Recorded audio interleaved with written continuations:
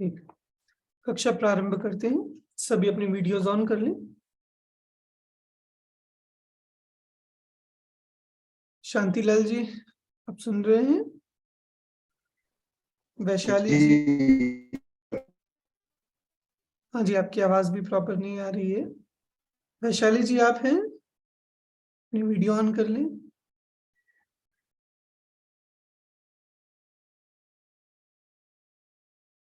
जी, और महाराज साहब, आप भी उपस्थित हैं?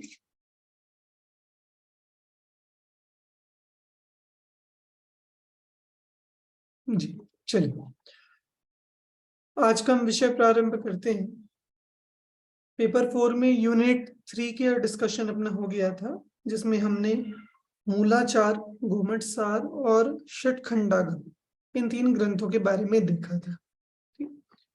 जो अपनी 4th यूनिट है, इसका टाइटल है आचार्य कुंद कुंद और उनका साहित्य, उनका जो कैनोनिकल लिटरेचर है, आगमिक साहित्य आचार्य कुंद कुंद का।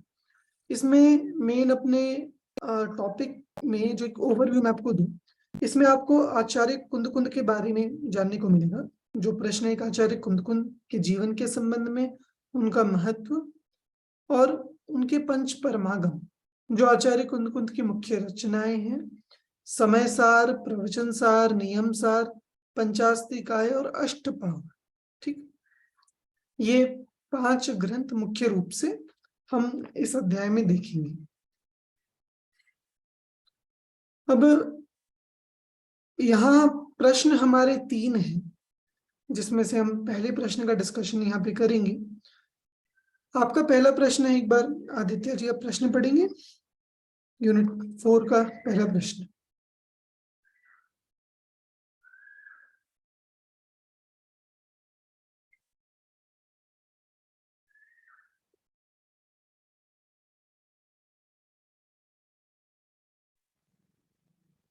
सर, मैं पढ़ूं। हाँ जी, शांतिलाल जी पढ़िए। आचार्य कुंद कुंद के संबंध में निम्न बातों पर प्रकाश डाले: जीवन, रचनाएं, और तीसरा है जैन परंपरा में उनके स्थान और योगदान की समीक्षा, और चौथा है उनके साहित्य से होने वाले आत्मिक लाभ। आत्मिक लाभ, ठीक। देखिए ये प्रश्न, जैसा कि शांतिलाल जी आपकी वीडियो मुझे नहीं दिख रही है। हाँ, बढ़िया। देखिए ये प्रश्न, जैसा कि आपको क्वेश्चन से ही समझ में आ रहा होगा, इसकी तैयारी आपको ऐसे टाइप क्वेश्चन के अकॉर्डिंग करनी है। ठीक? मतलब उसमें भी ये पॉसिबल है कि आ सकता है, या फिर इसके जो पार्ट्स हैं, तो मतलब अगर आपने ऐसे टाइप क्वेश्चन के लिए तैयारी कर ली, तो of course long type question में या शॉर्ट टाइप क्वेश्चन में ये आ सकता है, उसमें कोई परेशानी नहीं है, वो आप लिख सकते हैं फिर इजीली। तो फिर हम इसके जो 4 पॉइंट्स सर हैं, एक डाउट है। हाँ बोलिए। कल जो आपने वो पीडीएफ भेजा ना सर, 16 to 17 क्वेश्चन, उसमें यूनिट 3 और यूनिट 4 का कुछ इतना कुछ नहीं है सर, जो जीव कांड और कर्म कांड के बारे में आपने सिखाया। कौन सी वाली पीडीएफ कोई में आपको? क्वेश्चन ही नहीं। कल जो क्वेश्चन बैंक आपने भेजा ना सर, वो पेपर 1 का क्वेश्चन बैंक है।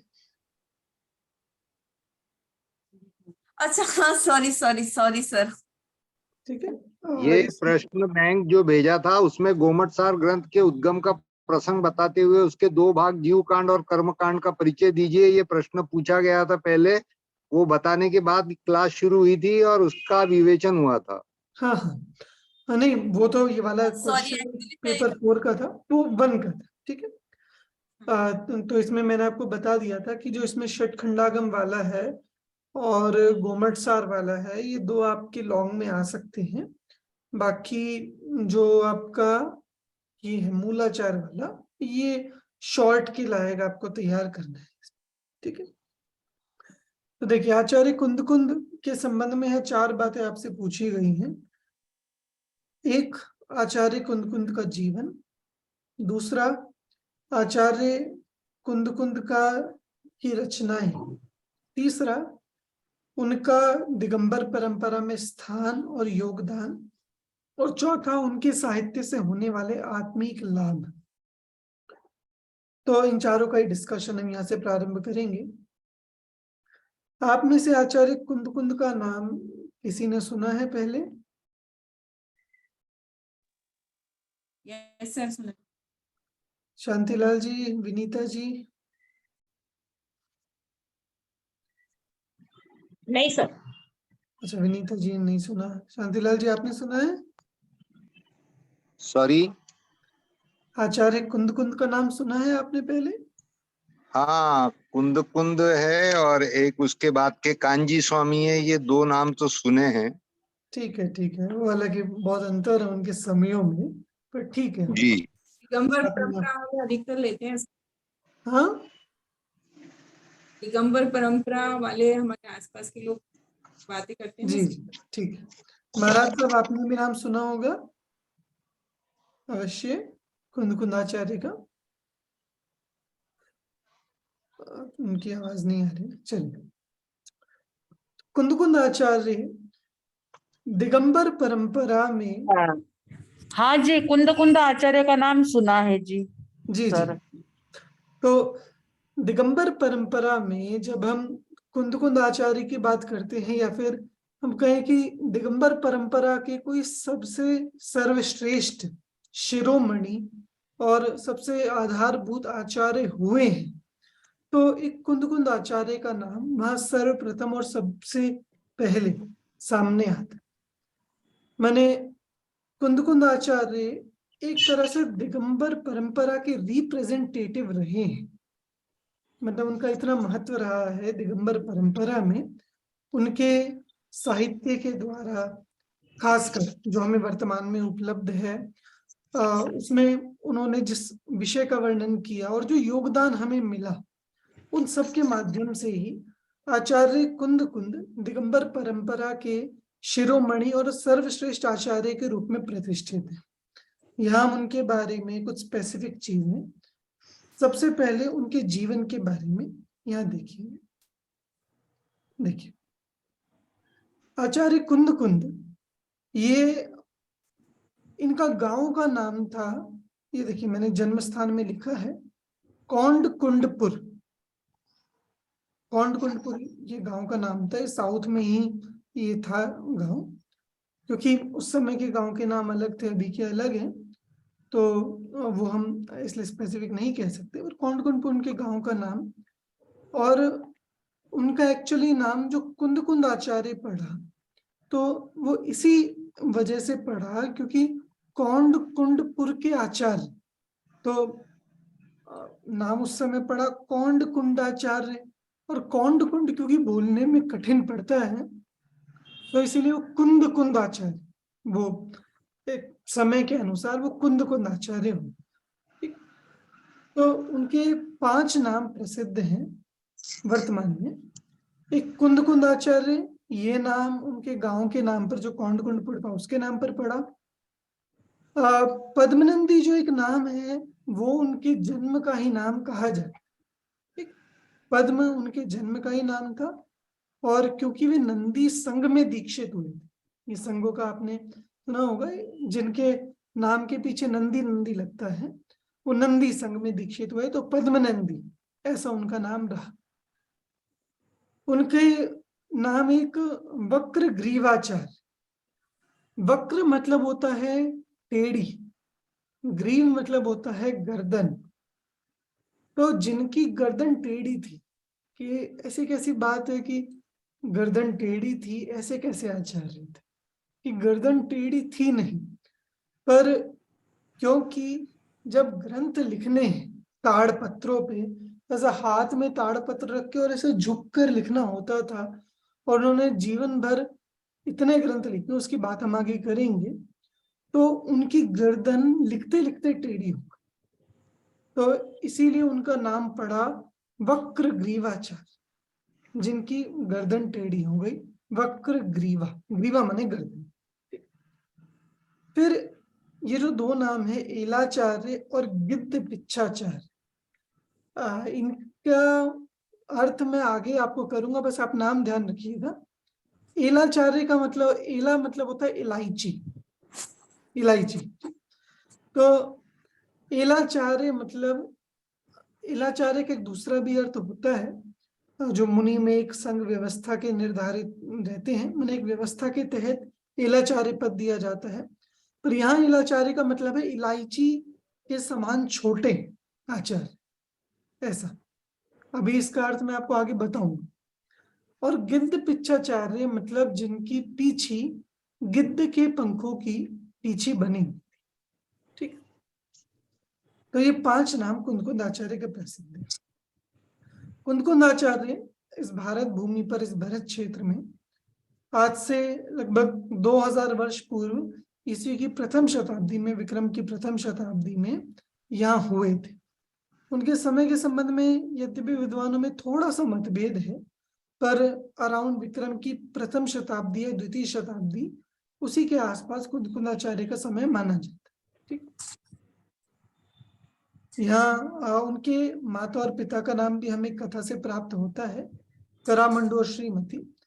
देखिए, पुराने आचार्यों के संबंध में इतना है कि वे लोग कहीं भी आचार्य अपना परिचय नहीं लेते।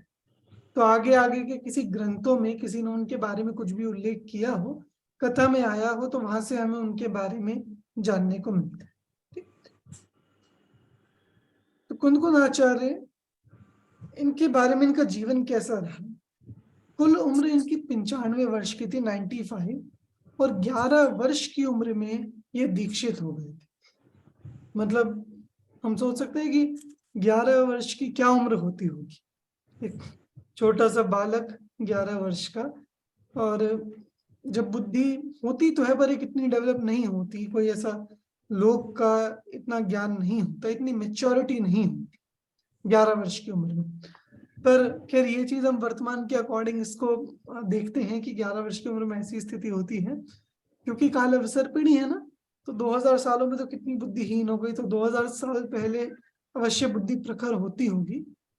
पर फिर भी आश्चर्य की बात कि 11 वर्ष की उम्र में पद्मनंदी ने, जो पद्म नाम के बालक ने 11 वर्ष की उम्र में जिन दीक्षा, दिगंबरी दीक्षा धारण कर ली। 44 वर्ष की उम्र में उन्हें आचार्य पद की प्राप्ति हुई, मैंने इसमें अपने पूरे जीवन काल में, और 95 वर्ष लगभग उनकी पूरी आयु रही। तो अपने जीवन के लगभग 84 वर्ष वे साधु रहे, दिगंबर साधु, 84 वर्ष तक। इनके संबंध में एक दो विशिष्ट कथाएं मिलती हैं, जो आगे वाले आचार्यों ने ही उल्लेख की हुई है। एक कथा इनके पूर्व भव के संबंध में मिलती है। ऐसी कथा आती है कि एक ग्वाला था, मैंने कुंदकुंद आचार्य के पूर्व भव के संबंध में, कि एक ग्वाला था कि जो एक सेठ के यहाँ पर, वो ग्वाले जो काम करते हैं गायें आदि संभालने का, करने का, वो काम करता था। तो अब जंगल में जाए, ग्वाला क्या करेगा, गायों को चराने के लिए जंगल में ले जाएगा। तो जंगल में जाए और वहां वृक्ष के कोटर में एक ग्रंथ दिखता था।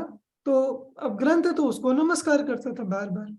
तो एक दिन उसने देखा कि वहां जंगल में भयंकर आग लगी, पूरे जंगल, और सब कुछ जल रहा है, पर एक वृक्ष जिसके कोटर में ग्रंथ रखा था वो नहीं जला।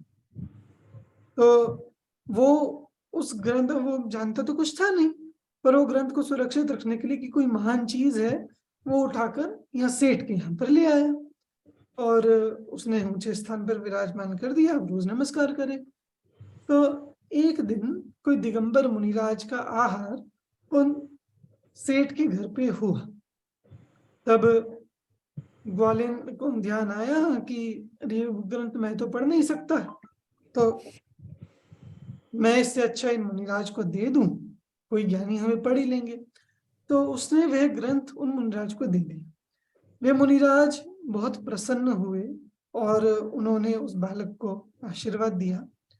और उस ज्ञान दान के फल में, क्योंकि शास्त्र दान एक बहुत बड़ा दान माना जाता है, कि भले वो स्वयं कुछ जानता नहीं था, पर वो शास्त्र उसने दान दिया, तो उस ज्ञान दान के फल में वह ग्वाला, कौंडेश नाम का ग्वाला, अगले भव में उसी सेठ के घर में पुत्र उत्पन्न हुआ पद्म नाम से। वो कुंदकुंद आचार्य का भव था। और कथा का संबंध ऐसा आता है कि वो जो उन्होंने शास्त्र दान दिया, जो एक ज्ञान दान दिया, उसी के फल में अगले भव में वे एक प्रकांड विद्वान और एक इतने बड़े आचार्य हुए, जो जिन्होंने अपने ज्ञान के माध्यम से इतने शास्त्र लिखे और इतने जीवों का कल्याण किया। तो ये उनके पूर्व भव के संबंध में एक कथा आती है। एक और कथा जो कुंदकुंद आचार्य के संबंध में काफी प्रचलित है और उनसे जुड़ी हुई है, वो है कि कुंदकुंद आचार्य को, अच्छा, एक उनके साथ ये भी वैशिष्ट्य था कि वे उनको रिद्धि प्राप्त थी, वे चारण रिद्धि। चारण रिद्धि क्या होती है कि आप जमीन से 4 अंगुल ऊपर गमन करते, मन जमीन पे पैर नहीं रखना होता। जो 8 प्रकार की रिद्धियां होती है उसमें एक रिद्धि होती है। तो कुंदकुंद आचार्य को रिद्धि प्राप्त थी, तो ऐसा भी शिलालेखों में उल्लेख आता है। उनके संबंध में जो जीवन की सबसे विशिष्ट घटना है वो आती है उनके विदेश क्षेत्र जाने संबंधी। विदेश क्षेत्र मालूम है आप लोगों को? महाविदेश क्षेत्र का सुना, जो अपना जम्बूद्वीप होता है अपन। हाँ मास्टर। हाँ, हम उसमें सबसे नीचे। विनीता जी आप हैं, वीडियो ऑन कर सकती है तो करें, मुझे पता चले कि आप हैं। हाँ शांतिलाल जी आप भी, ठीक। तो उस भरत क्षेत्र में, यहाँ सबसे नीचे भरत क्षेत्र और बीच में विदेश क्षेत्र, ठीक। तो हम सामान्यतया वहां पर नहीं जा सकते विदेश क्षेत्र में। तो पर कुंदकुंद आचार्य ने, मतलब उसके संबंध में कई प्रसंग आते हैं कि उन्होंने यहाँ बैठकर कोई प्रश्न किस का समाधान वे विचार कर रहे थे। और क्योंकि सीमंदर स्वामी वहां विद्यमान रहे थे, मैंने एक बार बताया था आपको जब तीर्थंकरों का परिचय दिया था कि विदेश क्षेत्र में 20 तीर्थंकर हमेशा रहते हैं।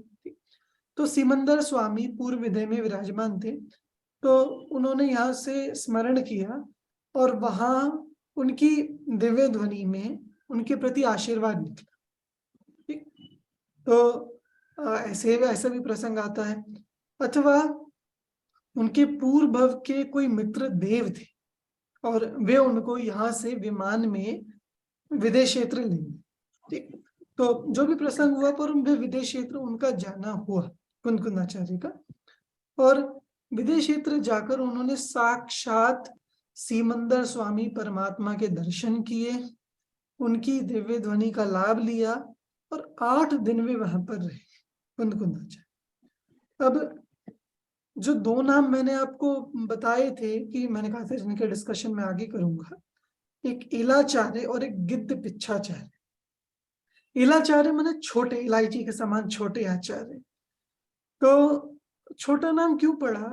क्योंकि जब वे विदेश क्षेत्र गए, अब विदेश क्षेत्र में तो जीवों की अवगाहना 500-500 धनुष, क्योंकि वहां तो काल ऐसा परिवर्तित नहीं होता ना, कोई अवसर्पणी वो सब नहीं चलता, तो एक कांस्टेंट रहता है। तो 500 धनुष लोगों की अवगाहना।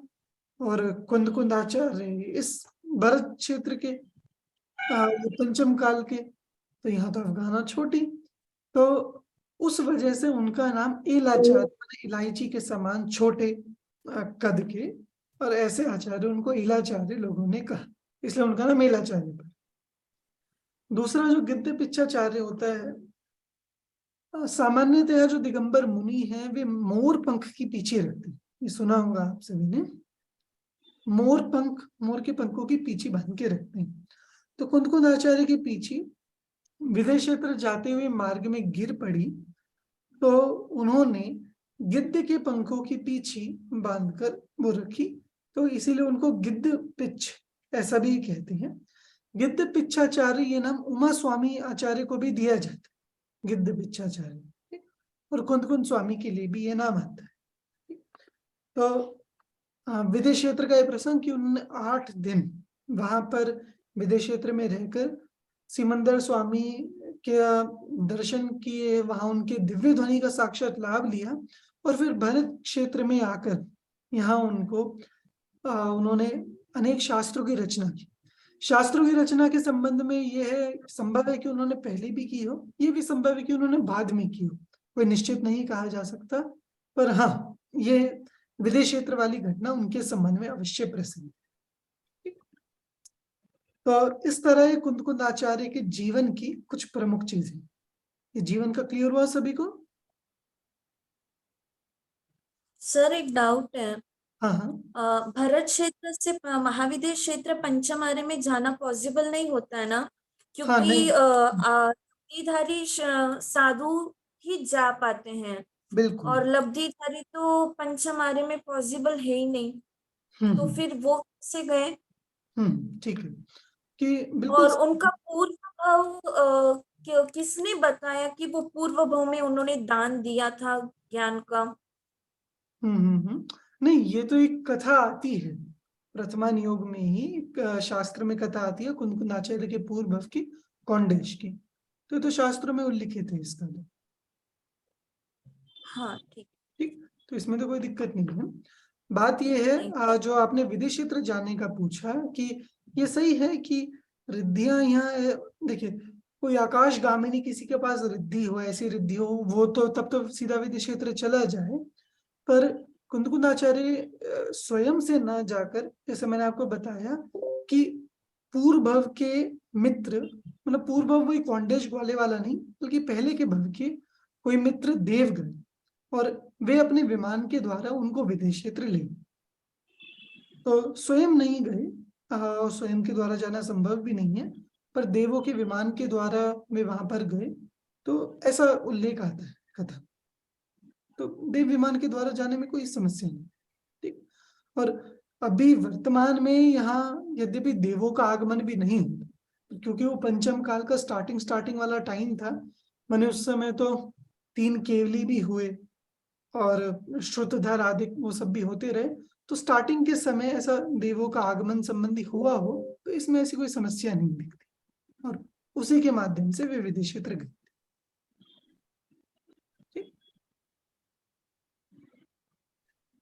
तो एक कुंद आचार्य के जीवन के संबंध में कुछ प्रसंग थे। बाकी सबको क्लियर हुए? शांतिलाल जी, विनीता जी, वैशाली जी, महाराज साहब? जी सर। जी सर। ठीक। आगे जो सेकंड पार्ट है क्वेश्चन का, वो है कुंद आचार्य की रचनाओं को लेकर। देखिए, जो रचनाओं की हम बात करते हैं, तो कुंद आचार्य ने अपने जीवन में और टोटल 84 पाहुड़ों की रचना की, 84 अलग अलग ग्रंथों की रचना की। वे सभी वर्तमान में उपलब्ध नहीं है, उसमें से कुछ ही उपलब्ध है। मैंने आप देखे थे 5 परमागम जो कुंद आचार्य के मुख्य रूप से कहे जाते हैं। तो जब आपको अच्छा, इसमें से जो अपने आगे के 2 प्रश्न है ना, तो उसमें से हम उसमें 3 परमागमों की बात आएगी। सेकंड प्रश्न में समय सार को लेकर बात है, थर्ड प्रश्न में प्रवचन सार और पंचास्तिका, इन 2 ग्रंथों को लेकर बात है। तो 3 ग्रंथ तो यही हो गए, प्रवचन सार, समय सार, पंचास्तिका। ठीक है, तो इनका जो विषय वस्तु वो तो हम आगे पढ़ेंगे, तो यहाँ उसको हम टच नहीं कर रहे हैं। बाकी जो उनके ग्रंथ है उसको एक बार हम शॉर्ट में देखते हैं। उनका एक ग्रंथ है नियम सार। कुंद आचार्य के सभी ग्रंथ शौर सैनी प्राकृत में लिखे गए हैं। नियम सार ग्रंथ है। नियम सार ग्रंथ एक्चुअली क्या है कि ये है तो मुनियों के लिए ही ग्रंथ, पर इसमें मुनिराजों का बाह्य आचरण नहीं बताया कि ऐसा पालन कर, जैसे मूलाचार में था ना, तो वैसा बाह्य आचरण नहीं बताया, बल्कि मुनिराजों का जो एक अंतरंग होता है, उनका शुद्ध स्वरूप होता है, वो सब यहाँ बताया। कि मुनिराज, जैसे मुनिराज की षड आवश्यक होते हैं, सामायिक होती है, प्रतिक्रमण है, कायोत्सर्ग है, प्रत्याख्यान है, भक्ति है, तो वो सब का यहाँ निश्चय पक्ष बताया। मैंने इसके आप अधिकारों के नाम भी देखोगे ना, निश्चय प्रत्याख्यान अधिकार, निश्चय प्रतिक्रमण अधिकार, निश्चय भक्ति अधिकार। तो नियम सार ग्रंथ क्या है, देखिए यहाँ सामने लिखा है, आप पढ़िए एक बार। कौन पढ़ेगा? सर मैं पढ़ूं? हाँ पढ़िए। नियम सार ना, जी नियम सार आध्यात्मिक दृष्टि से ये ग्रंथ भी महत्वपूर्ण है। इसमें सम्यक दर्शन, सम्यक ज्ञान और सम्यक चारित्र को नियम से मोक्ष का मार्ग का है। इस ग्रंथ में 12 अधिकार तथा 187 गाथाएं हैं। इसमें निश्चय नय एवं व्यवहार नय को स्पष्ट करते हुए समझाया गया है। ये ग्रंथ महत्वपूर्ण और उपयोगी है। बिल्कुल। तो नियमसार ग्रंथ एक तरह से, नियमसार ग्रंथ को कुंदकुंद आचार्य की पर्सनल डायरी कहा जाता है। मतलब उन्होंने इस ग्रंथ में एक तरह से कहें कि स्वयं के मुनि जीवन के जो नोट्स लिखे कि कैसा जीवन होता है, कि प्रत्याख्यान होता है, प्रतिक्रमण होता है, और उसका जो निश्चय पक्ष मुनि जीवन कैसा आनंदमय होता है, तो वो सारा उन्होंने यहाँ सम्यक दर्शन ज्ञान चारित्र रूप पूरा वर्णन किया। तो एक आध्यात्मिक दृष्टि से बहुत उत्कृष्ट ग्रंथ है नियम सार। ठीक है, बाकी ये 3 मैंने आपको बताया, समय सार, प्रवचन सार, पंचास्ति का है। एक उनका ग्रंथ है 12 अणुपेक्षा, ये भी हमें प्राप्त होता है। 12 अणुपेक्षा नाम से स्पष्ट होता है 12 अणुपेक्षा। अणुपेक्षा माने अनुप्रेक्षा, और 12 माने 12। तो 12 अनुप्रेक्षाओं का जिसमें वर्णन किया गया है वो 12 अणुपेक्षा ग्रंथ है। ठीक, वो भी वर्तमान में प्राप्त है।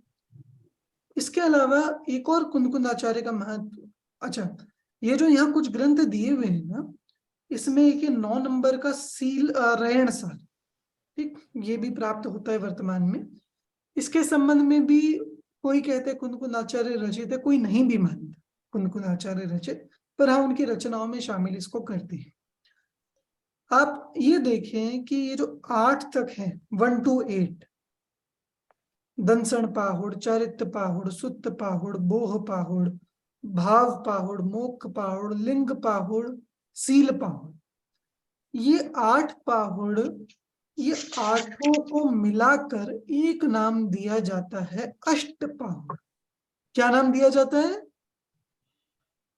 अष्टपाहुड़। अष्टपाहुड़। सर पाहुड़ शब्द का अर्थ क्या है? हाँ, अच्छा किया। वो एक्चुअली मैं बताने तब वाला था जब हम समय सार के बारे में करते, पर आपने पूछा तो मैं बताता हूँ। पाहुड़ शब्द प्राकृत का शब्द है जिसका संस्कृत में ट्रांसलेशन होता है प्राभृत। प्राभृत, प्राभृत। हाँ, ठीक, प्राभृत या पाहुड़ शब्द के मतलब यूं तो कई सारे अर्थ हैं। इसका एक अर्थ होता है भेंट। आचार्य ने एक टीका में ही, समय सार की टीका में इसका अर्थ किया है। प्राभृत का अर्थ होता है उत्कृष्ट भेंट। तो और एक दूसरा अर्थ प्राभृत का होता है सार। ठीक, तो जैसे इसमें एक है, और भेंट और सार को उन्होंने एकार्थवाची जैसे कहा कि कोई जैसे राजा से मिलने गया तो वो अपने साथ प्राभृत लेके गए। प्राभृत लेके गया मतलब कि कोई सार रूप वस्तु लेके गया, क्योंकि भेंट में कोई ऐसी वैसी वस्तु तो लेकर जाएगा नहीं, कोई सार रूप चीज ही लेकर जाएगा। तो इसीलिए प्राभृत का अर्थ एक भेंट होता है और एक होता है सार रूप वस्तु। ठीक, तो एक सार आप इसका शाब्दिक अर्थ लगा सकते हैं। इसलिए आपने अगर ये ग्रंथों के नाम सुने हो, समय पाहुड़ कहते हैं और हिंदी में समय सार कहते हैं। प्रवचन, प्रवचन सार है तो प्रवचन सार भी है, और प्रवचन प्राभृत पाहुड़ भी। ठीक, तो वो सार नाम से भी कहते हैं। तो पाहुड़ का मतलब तो है प्राभृत। ठीक, और उसका जो एक अर्थ आता है वो सार, ऐसा अर्थ उसका बनता है। ठीक, तो कुंदकुंद आचार्य की जो 8 ग्रंथ हैं, दर्शन पाहुड़ आदि, ये अष्ट पाहुड़ नाम से पूरा एक ग्रंथ है, एक संकलन है अष्ट पाहुड़ से। रैण सार में तो सामान्य मोक्ष मार्ग का वर्णन है। इसके अलावा आगे के जो ग्रंथ है ये 10 भक्ति कुंदकुंद आचार्य के द्वारा लिखी गई है, उसमें से कुछ भक्तियों का वर्णन। ठीक, इसमें कुछ भक्ति नहीं भी दी हुई, मतलब इसमें नंदीश्वर भक्ति भी एक सम्मिलित है। मतलब कुल 10 भक्तियां कुंदकुंद आचार्य के द्वारा लिखी गई। तो ये एक प्रमुख ग्रंथ है जो कुंदकुंद आचार्य ने लिखी। देखिए नियम सार का मैंने आपको बता दिया, बाकी 3 का पढ़ेंगे। अष्ट पाहुड़ में क्या है वो भी एक बार हम शॉर्ट में देखते हैं। देखिए अष्ट पाहुड़ का एक बार पढ़िए, शांतिलाल जी आप पढ़िए। जी।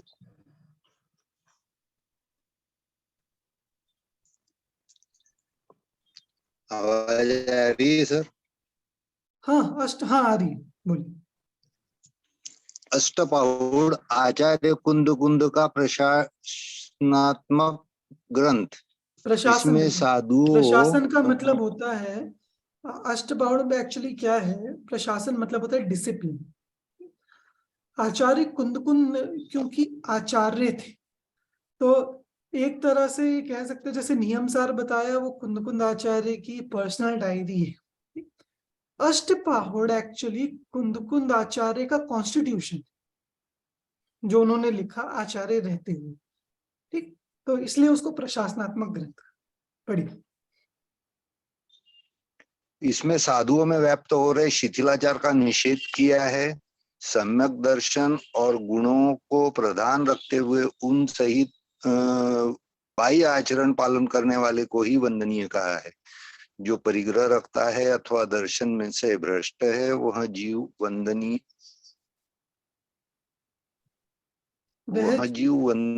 है। अच्छा अच्छा, एक मिनट, ये यहाँ आपने सही कहा, एक मिनट, हाँ पढ़िए।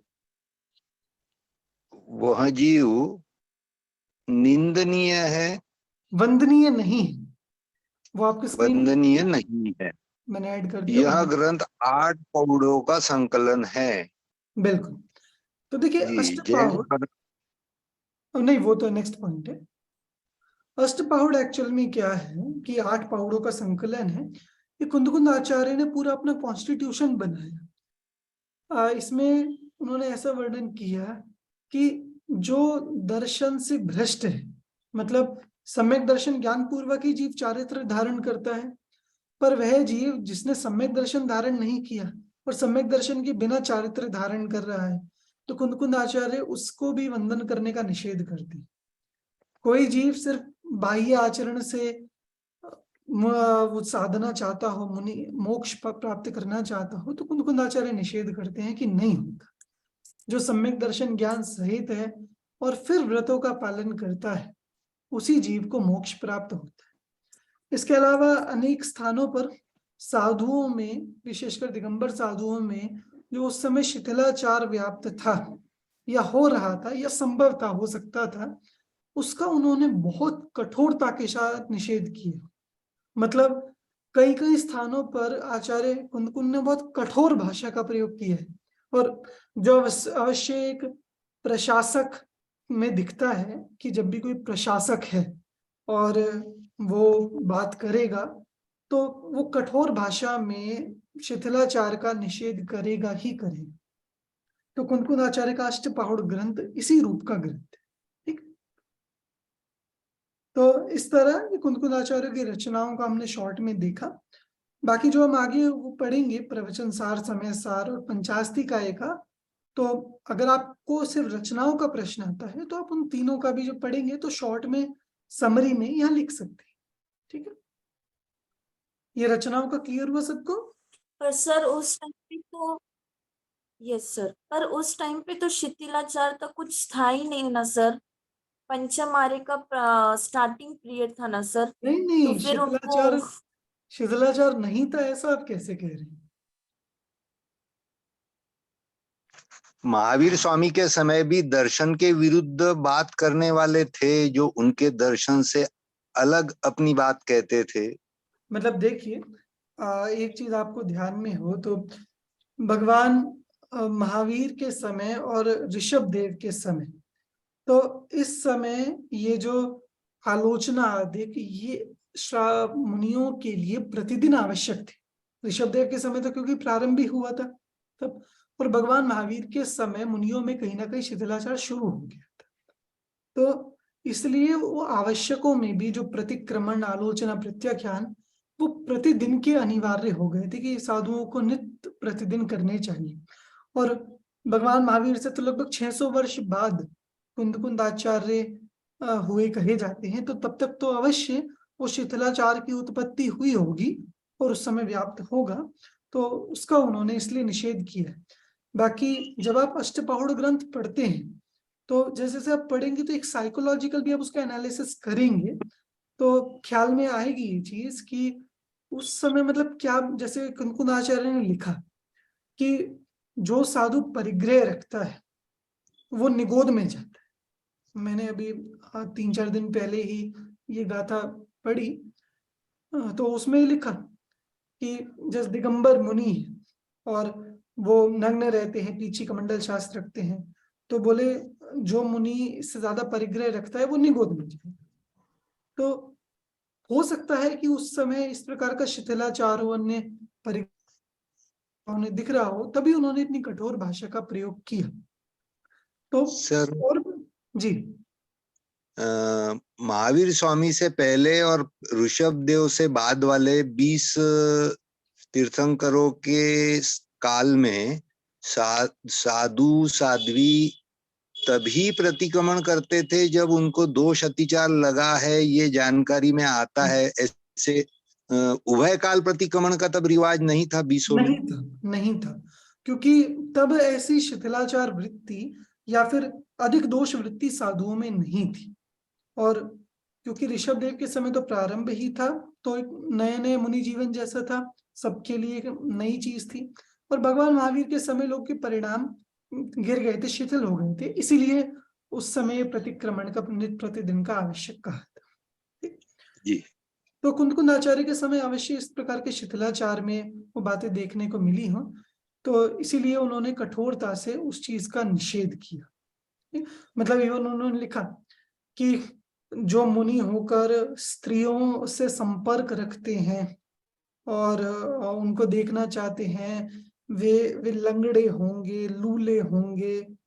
वो मतलब पढ़ने में एक बार को ऐसा लगता है कि अरे क्या लिख रहे हैं आचार्य, कि आप तो दिगंबर सन समता के धारी। पर सही है, ये भाषा ये प्रशासक की भाषा है, ये एक साधुओं का समता भाव है वो ठीक है, पर एक प्रशासक की कठोर भाषा है।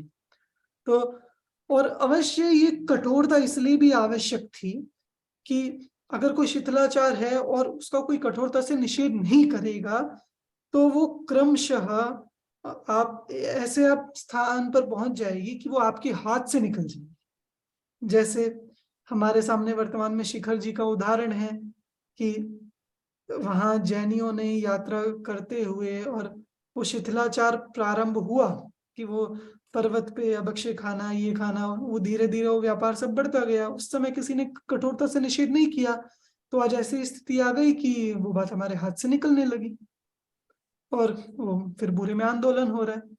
तो वो स्थिति न बनी, तो इसलिए कुंद आचार्य ने उस समय ही इतनी कठोरता से निषेध किया उसका। ठीक, तो ये अष्टपावड़ ग्रंथ में उनके प्रशासक रूप के दर्शन होते। कुंद आचार्य के संबंध में अगर आपको बहुत विस्तार से पढ़ना हो कुंद आचार्य के जीवन के बारे में, उनकी रचनाओं के बारे में, तो कुंद आचार्य पर एक बहुत अच्छा काम माने वर्तमान में जो है डॉक्टर हुकमचंद बारिल जी, आप लोगों ने यदि नाम सुना हो, वर्तमान में भी वे उनकी उम्र लगभग 88 वर्ष की उनकी उम्र है, 88-89 वर्ष की। और अभी भी क्लास लेते हैं ऑनलाइन? हाँ, कभी कभी प्रवचन करते हैं अभी भी, और बहुत अच्छे प्रकांड विद्वान है। तो उनकी पुस्तक ही है आचार्य कुंद और उनके पंच परमागम, वो मैंने आपको शेयर भी की है। तो उन्होंने काफी अच्छा काम कुंद आचार्य पर किया है, तो वो भी आप लोग रेफर कर सकते। ठीक, थर्ड पॉइंट, जैन परंपरा में आचार्य कुंद का स्थान और उनके योगदान की समीक्षा। ये प्रश्न आपको अलग से शॉर्ट में भी आ सकता है या फिर वैसे में भी इंक्लूड हो सकता है। कुंद आचार्य दिगंबर परंपरा के एक सर्वश्रेष्ठ आचार्य रहे। अब जानते ये श्लोक आपने सुना है, मंगलम भगवान वीरो मंगलम गौतमो गणी मंगलम कुंदार्यो जैन धर्मोस्तु मंगलम। श्वेतांबरों में यही श्लोक मंगलम स्थूल भद्राद्यो ऐसा करके पढ़ा जाता है, है ना? तो जी, यहाँ दिगंबर में ये मंगलम कुंदार्यो करके पढ़ा जाता है। क्यों? क्योंकि भगवान महावीर और गौतम स्वामी के बाद आचार्य परंपरा में कुंद आचार्य का नाम सर्वोपरि माना जाता है। मतलब कुंद आचार्य एक तरह से मैंने आपको जैसे बताया दिगंबर के रिप्रेजेंटेटिव होंगे, और एक बात सोचने पर समझ में आती है कि क्यों ऐसा हुआ, कि जैसे ग्रंथ तो बाकी आचार्यों ने भी लिखे, दिगंबर ग्रंथ, जैसे मैंने कल आपको बताया पुष्पदंत भूतबली आचार्य ने इत्यादि ने लिखे, पर एक सबसे बड़ी बात, जिस शिथिलाचार का निषेध कुंदकुंद आचार्य ने किया और दिगंबर धर्म को, दिगंबर मुनियों के दिगंबर पने को सुरक्षित रखा, तो उस चीज के लिए वे दिगंबरों के रिप्रेजेंटेटिव हो गए कुंदकुंद आचार्य। और अब इनका महत्व क्या है, तो हम बिल्कुल अवश्य श्रेष्ठ आचार्य हैं। कुंदकुंद आचार्य अपने काल के और अपने बाद वाले सभी आचार्य के द्वारा बहुत मान्य हैं, बहुत पूज्य हैं। सबने बहुत ही विनय भक्ति के साथ कुंदकुंद आचार्य का नाम लिया है। अनेक विद्वान तो उनको कलिकाल सर्वज्ञ की भांति उनको मानते हैं, ऐसे उनको उपाधि देते हैं। ये आपको बताया कि कुंदकुंद आचार्य को चारण रिद्धि प्राप्त थी, जिससे वे पृथ्वी से 4 अंगुल ऊपर गमन करते थे। दिगंबर आमनाय को, मतलब अगर किसी को ये बताना हो ना, कि कोई मुनि को ये बताना हो कि हम दिगंबर आमनाय के हैं, तो वे दिगंबर आमनाय बोले या ना बोले, तो वे इतना अवश्य बोलेंगे कि हम कुंदकुंद आमनाय के। माने वो दिगंबर आमनाय ही कुंदकुंद आमनाय के नाम से पहचानी जाती है। इतना बड़ा इन्फ्लुएंस कुंदकुंद आचार्य का इस परंपरा में हुआ है। जब ग्रंथों का प्रारंभ करते हुए बहुत एक बड़ा मंगलाचरण होता है, 1 पेज का मंगलाचरण होता है, तो उसमें बोला जाता है कि ये ग्रंथ कुंदकुंद आमनाय में रचित है। तब ये माना जाता है कि हाँ, ये दिगंबर परंपरा के अंदर ये ग्रंथ स्वीकृत है। दिगंबर प्रतिमा, अगर आप कभी कोई दिगंबर प्रतिमा के दर्शन करेंगे, और आपने देखा होगा वो नीचे जहाँ चिन्ह होता है, चिन्ह के लेफ्ट और राइट में प्रशस्ति लिखी होती है। प्रशस्ति मतलब कुछ लिखा होता है, तो उसमें ये लिखा होता है कि इस प्रतिमा की प्रतिष्ठा इन आचार्य के द्वारा और इस सन में इस स्थान पर हुई, ऐसे ऐसे लिखा है उसमें रहता है। उसमें आपको ये वर्ड जरूर लिखा मिलेगा कि कुंद कुंद अन्वय, माने कुंद कुंद की परंपरा में इस प्रतिमा की प्रतिष्ठा हुई, जिससे ये निश्चित हो जाए कि ये दिगंबर प्रतिमा है। मतलब आप देख सकते हैं कि कुंद आचार्य एक तरह से पर्यायवाची हो गए हैं दिगंबर परंपरा में, दिगंबर धर्म। तो इसीलिए उनकी बहुत मान्यता है। एक और बहुत बड़ा योगदान जो कुंद आचार्य का है, मेरा सबसे बड़ा योगदान तो जो उनके शास्त्रों में प्रतिपादन है वो है। मैंने आपको बताया था कल कि षट खंडागम और कसाई पहाड़ ये सबसे पहले लिखे गए ग्रंथ थे।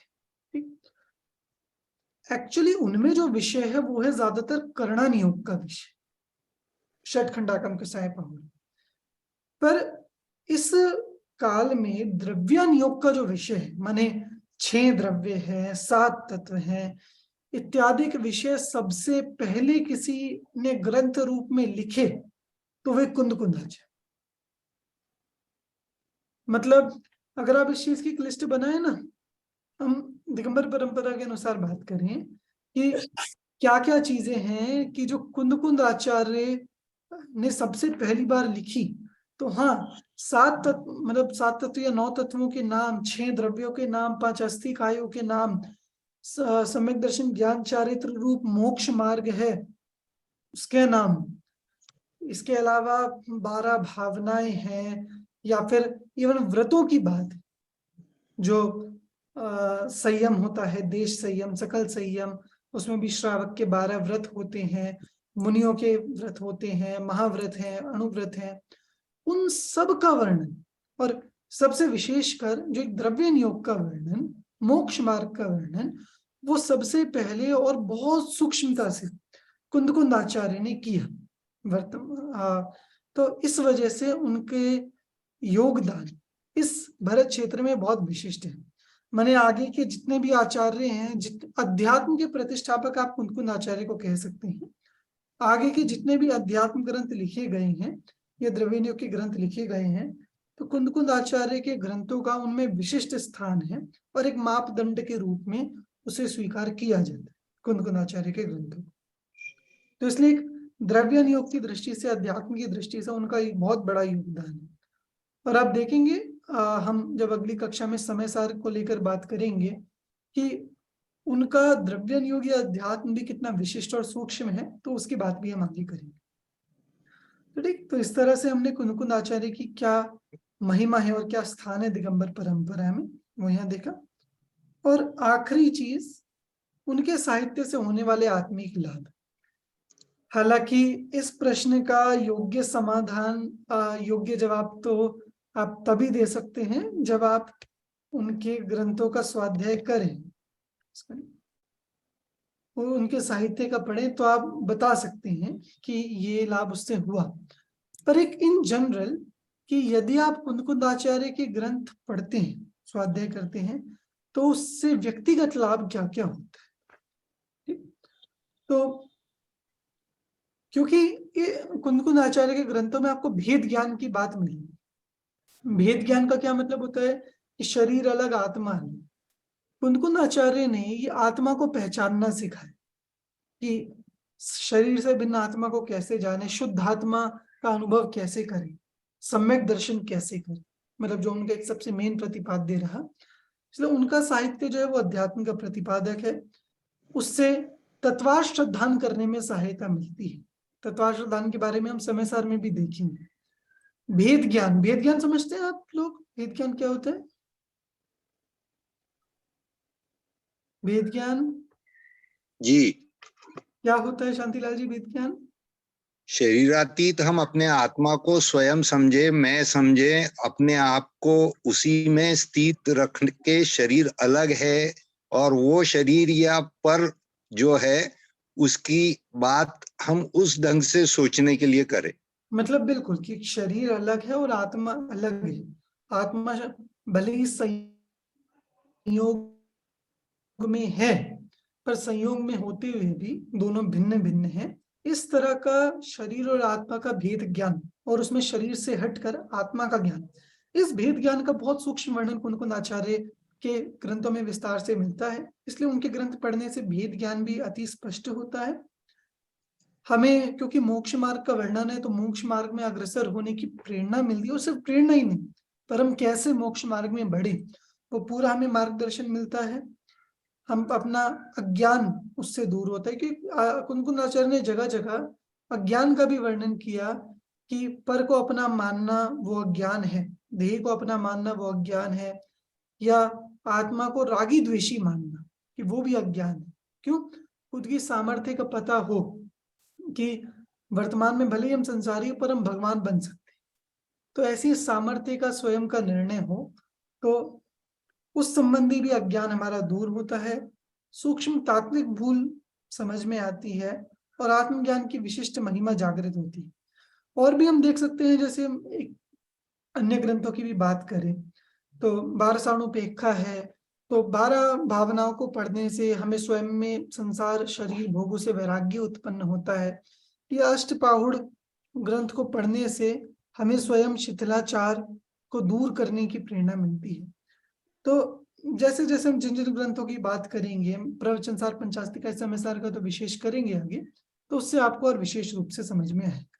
ठीक, तो इस तरह ये हमने कुंदकुंद आचार्य के संबंध में उनका जीवन किस तरह का रहा, उनका इस दिगंबर परंपरा में क्या महत्व है, क्या विशिष्ट स्थान है, उनकी रचनाएं जो हमें वर्तमान में उपलब्ध हैं, उनका एक सामान्य परिचय और उससे होने वाले आत्मिक लाभ, इनके बारे में हमने शॉर्ट में यहाँ देखा। आप सभी को क्लियर हुआ या किसी का कोई प्रश्न? आदित्य जी, आशा जी? सर, धार्मिक रचनाएं कोई भी हो उससे आत्मिक लाभ तो स्वाध्याय से होता ही है, चाहे वो धार्मिक के हो, चाहे बौद्ध के हो, चाहे देखिए बिल्कुल होता ही है। बस कई बार ये है कि कौन सा ग्रंथ किस विषय का वर्णन करने वाला है, और आत्मिक लाभ तो हर एक ग्रंथ से होता ही। जैसे कोई ग्रंथ अगर कर्णन योग का विशेष व्याख्यान करने वाला हो, किसी विषय का विशेष व्याख्यान करने वाला हो, तो हमें उसके ज्ञान संबंधी लाभ उससे होगा। ठीक, और किसी ग्रंथ में यहाँ भेद ज्ञान संबंधी, आत्मा संबंधी विशेष वर्णन है तो हमें उस संबंधी लाभ होगा। ठीक, तो इसलिए कुंदकुंद आचार्य के ग्रंथों में क्योंकि विशेष रूप से द्रव्य तत्व इत्यादि द्रव्यनियों का प्रतिपादन विशेषकर है, मोक्ष मार्ग का प्रतिपादन विशेषकर है, इसलिए उनके ग्रंथों से होने वाले लाभ उस तरह के कि में सम्यक दर्शन ज्ञान चारित्र संबंधी लाभ होता है। जी जी चलिए, और बाकी सबको क्लियर हुआ? विनीता जी, महाराज साहब, वैशाली जी, हाँ आदित्य जी बोलिए। कसाई पहुड़ की रचना किसने की सर? आचार्य गुणभद्र। हाँ ओके। ठीक, विनीता जी, वैशाली जी, आप लोग को क्लियर हुआ? कोई प्रश्न? सुनंदा जी, महाराज साहब? हाँ जी क्लियर हुआ। इधर थोड़ा आवाज है ना माइक का, इसलिए आपका म्यूट किया था मैंने। हाँ हाँ, नहीं ठीक है, ठीक। चलिए, कोई प्रश्न किसी का? नहीं क्लियर है। तो कुंद आचार्य का ही वर्णन किया ना जी? हाँ सर? जी, हाँ जी, जी जी, कुंद आचार्य का। हाँ जी। ठीक है, तो वो तो जो महान के क्षेत्र में गए थे तो सशरीर गए थे या फिर कैसे, किस तरह से गए थे जी? जी जी, और जो कथा में आता है कि शरीर सहित ही गए थे, तो दो देव उनको अपने विमान में ले गए। तो अच्छा, देवों के साथ वे गए थे विदेशी पर, ऐसा उल्लेख आता है। वाहन चलता नहीं है, फिर विमान में कैसे गए? क्या? साधु संत वाहन में जाते नहीं है, फिर विमान में कैसे हाँ, गए? क्योंकि देवों का जो शरीर है, सामान्यतया जो अपने वाहन होते हैं, विमान होते हैं, हाँ। वे घातक होते हैं। कि हम दो बैलगाड़ी वगैरह किससे भी चलें तो उनसे जीवों का घात होता है। देवों का जो स्वयं शरीर है, विमान है, वे अप्रतिघाती है, जी जिनसे जीवों का घात नहीं होता। संभवतः इस वजह से उन्होंने विमान में बैठना स्वीकार किया होगा। हाँ। वैसे भी चारण आपने बोला है ना सर? हाँ हाँ चारण मतलब वो चारण मतलब सशरीर अपने आप भी जा सकते थे। हाँ, देखिए एक्चुअली चारण रिद्धि से भी कहीं उल्लेख किया है कि वे चारण रिद्धि से विदेश क्षेत्र चले गए, पर हाँ। चारण रिद्धि में एक्चुअली ये है कि भूमि से 4 अंगुल ऊपर चलना, वो चारण रिद्धि है। और वो जी। जो आकाश में गमन करना, वो आकाशगामिनी रिद्धि है। वो जंघाचारण बोलते हैं ना उसको, आकाश हाँ में गमन करने को। हाँ, तो जी। एक संभावना ये भी है कि चारण रिद्धि से गए हों, पर विदेश क्षेत्र में उस रिद्धि से जाना मतलब उल्लेख भी है, पर यही लगता है कि जमीन से 4 अंगुल ऊपर चलने मात्र से विदेश क्षेत्र जाना कैसे पॉसिबल है। नहीं पॉसिबल है, तो बराबर है। इसीलिए वो देव विमान का भी जो उल्लेख आता है, वो ज्यादा एक बेहतर इस संबंध में समझ में आता है कि हम उस माध्यम से भी गए विदेश क्षेत्र। तो पंचम आर्य में हुए थे सर? जी, पंचम आर्य, बिल्कुल, भगवान महावीर के लगभग 500-600 वर्ष बाद। पंचम आर्य में ही हुए थे क्या? जी जी बिल्कुल। जी सर, ओके। ठीक, जी। ठीक, और किसी का कोई प्रश्न? ठीक, तो इस तरह से हमने, अब ये जितना हमने पढ़ा, आप सभी 4 पेज का इससे लिख सकते हैं कुंकुदाचार्य के बारे में। सामग्री इतनी बता दी है। क्यों शांतिलाल जी? याद जी हो करना सकता है। बिल्कुल लिख सकते हैं, तो इतने प्रमाण दे दिए हैं, और बाकी अब आगे 3 ग्रंथों का और वर्णन करेंगे तो उससे आपको और विशेष ख्याल में आ जाएगा। मैंने अगर आप लिखेंगे कुंकुदाचार्य का क्या योगदान है, उन्होंने क्या शिक्षा दी है, तो 3 ग्रंथों की विषय वस्तु भी आप समझ जाए तो उसमें लिख सकते हैं। ठीक है, तो अगली कक्षा में हम समयसार ग्रंथ के संबंध में विस्तार से यहाँ देखेंगे। ठीक, आप सभी को नोट्स वगैरह मैंने दे दिए थे, वो आप सभी अवश्य देख कर आए एक बार, तो समझने में और ज्यादा सहूलियत। अभी आज मेरे ख्याल से आपकी और कोई कक्षा नहीं है, इसलिए मैंने भी थोड़ा आपके 10 मिनट एक्स्ट्रा ले लिए हैं। ठीक है, तो अभी की कक्षा हमको अधिक लाभान्वित किया, इसके लिए ज्ञान और ज्ञानदाता की सदा जय हो। चलिए, सभी को जय जिनेंद्र। जय जय जिनेंद्र। जिनेंद्र।